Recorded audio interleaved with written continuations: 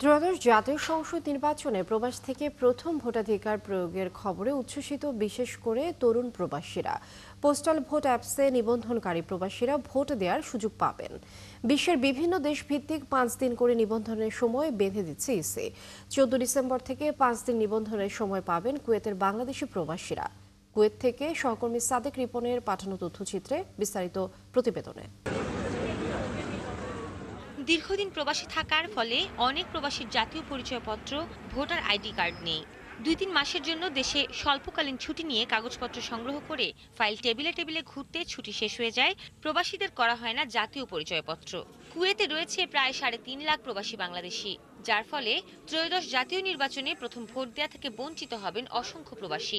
2-3 বার চেষ্টা করছি, কিন্তু সময় থাকে না, যে তারিখ দেয় এরকম সময় পাই না। বিষয়টা এখন তো একটা প্রচার হয়নি, আমার মনে হয় আরো ব্যাপকভাবে প্রচার করাটা অনেক কিছু দরকার আছে। ব্যালট পেপার যে খামে পাঠানো হবে তার সঙ্গে থাকবে একটি ঘোষণাপত্র। ব্যালট পেপারে ভোট দেওয়ার পাশাপাশি ওই ঘোষণাপত্রেও স্বাক্ষর করতে হবে ভোটারকে।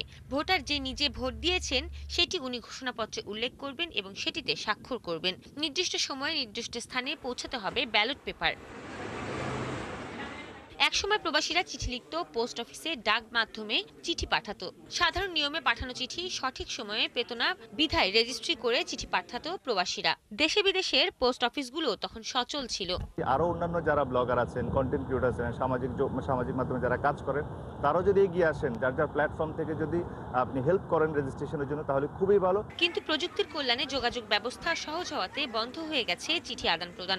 অলস সময় পার করছে একসময় ব্যস্ত থাকা চিঠি আদান প্রদান কাজে নিয়োজিত পোস্ট অফিসের কর্মকর্তারা। চিঠি আদান প্রদান বন্ধ হয়ে যাওয়াতে অচল হয়ে গেছে দেশে বিদেশে অনেক পোস্ট অফিস। এই অবস্থায় দেশের পরিবর্তনে ভোটাধিকার প্রয়োগের মাধ্যমে প্রবাসীদের অংশগ্রহণ সঠিক সময়ে সঠিক জায়গায় পৌঁছাবে কিনা তা নিয়ে উদ্বেগ ও সংশয়ে প্রবাসীরা। যে অ্যাপ্লিকেশনটা চালু করা হয়েছে, অ্যাপ্লিকেশনের মাধ্যমে তার ভোট দেওয়ার ব্যবস্থা করা উচিত। বাংলাদেশ গভর্নমেন্টকে এটা ব্যবস্থা নিতে হবে, অ্যাম্বাসি থ্রুতে হোক, যেভাবে হোক এই ব্যালট পেপার পৌঁছানো। কুয়েতে বিএনপি ও সহযোগী সংগঠন প্রবাসীদের ভোট প্রদানে উদ্বুদ্ধ করা এবং সচেতনতা বৃদ্ধির কাজ করছে।